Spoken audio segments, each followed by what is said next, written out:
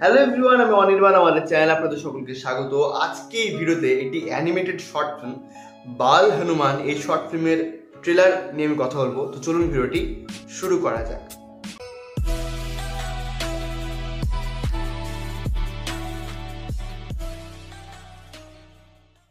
তো দেখুন, ইন্ডিয়াতে অনেকে কিন্তু অ্যানিমেশন শেখে এবং অ্যানিমেশন নিয়ে এগোতে চায়।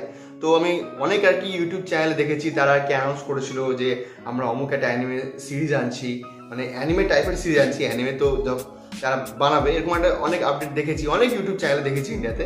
বাট শেষ পর্যন্ত দেখেছি যে সেই কাজটা হয়তো আসেনি, হয়তো তারা বানায়নি, কি হয়তো তারা এখনো প্রসেস করে চলেছে, আসছে তো আসছেই, কোনো খবরই নেই।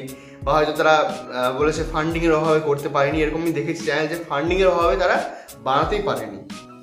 তো জানি না, আমি শর্ট ফিল্মটা নিয়ে কথা বলবো, এটা একটা অ্যানিমেটেড শর্ট ফিল্ম হবে। এটা আমি কোনোদিন দেখতে পাবো কিনা, কারণ এর কিন্তু টিজার 1 বছর আগে বেরিয়েছিল এবং ট্রেলারটা মোটামুটি 6 দিন আগে বেরিয়েছে, হয়তো 15 তারিখে বেরিয়েছে, আমি আজকে দেখলাম। তো এটা হচ্ছে বাল হনুমান অ্যানিমেটেড শর্ট ফিল্মের ট্রেলার, এবং আমি ট্রেলার লিঙ্কটা ডিসক্রিপশন দিয়ে দেবো। তো আমি যদি এক লাইনে এই ট্রেলারটাকে রিভিউ করি তো বলবো, সেই যে আমাদের 90-এর দশকে Ramayana the legend of prince Rama সিনেমাটি ছিল, একদম ওরকম ভাইব আপনি পাবেন, এবং অ্যানিমেশনটা সেভাবে কিন্তু তৈরি করা হয়েছে। সবচেয়ে যে ইন্টারেস্টিং বিষয়, যে আমরা এই যে এত অ্যানিমেশন কাজ দেখি, সেখানে যে এত আর্টিস্ট থাকে, তারা এই যে সফটওয়্যার দিয়ে বানায়, এটা কিন্তু সফটওয়্যারে তৈরি নয়।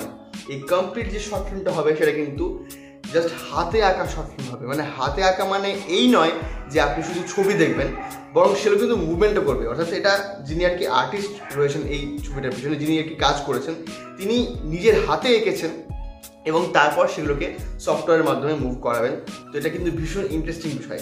কেমন লেগেছে আমার ট্রেলারটা দেখুন। এখানে ওই যে হনুমানের যে ছোটোবেলার গল্প, সেটা হয়তো শর্ট ফিল্মের মাধ্যমে দেখানো হবে, এবং সেই যে পপুলার গল্প, মানে পপুলার গল্প কেন বলছি, এটা সত্যিই আমরা জানি যে তিনি সূর্যকে আম ভেবে খেতে গিয়েছিলেন, সূর্যদেবকে।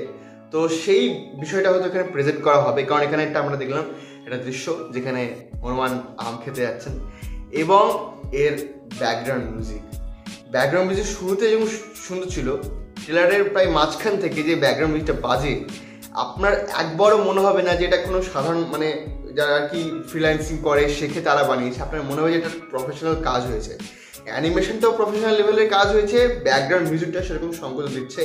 এবং এই যে হনুমান এত ছটফটে একটা মানুষ, হ্যাঁ আমরা হয়তো যখন আর কি দেখি, পরবর্তীতে যখন আর কি হনুমান ব্রহ্মচারী হয়েছিলেন, তখন তার একটা কামনেস থাকে, কিন্তু ছোটোবেলাতে তিনি চঞ্চল। ছোটোবেলাতে তার অনেক লীলা রয়েছে, যার মধ্যে ওই সূর্যদেবকে আম ভেবে খেতে যাওয়া লীলাটাই সব থেকে বেশি আর কি পপুলার। তো সেটার জন্য, সেই চঞ্চলতাটা দেখানোর জন্য যেরকম ব্যাকগ্রাউন্ড মিউজিক ইউজ করা দরকার, সেটাই কিন্তু এখানে প্রেজেন্ট করা হয়েছে এই ট্রেলারে, এবং প্রায় 1 মিনিটের একটা ট্রেলার।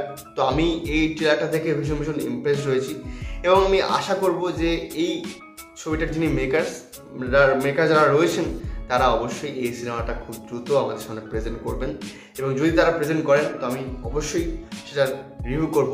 2026 সালের মার্চ মাসে রিলিজ হবে, তো দেখা যাক। তো এই ছিল আমার ভিডিওটি ভালো লাগলে লাইক করুন, কমেন্ট করুন, শেয়ার করুন, আমাদের চ্যানেলটি অবশ্যই সাবস্ক্রাইব করুন। ধন্যবাদ।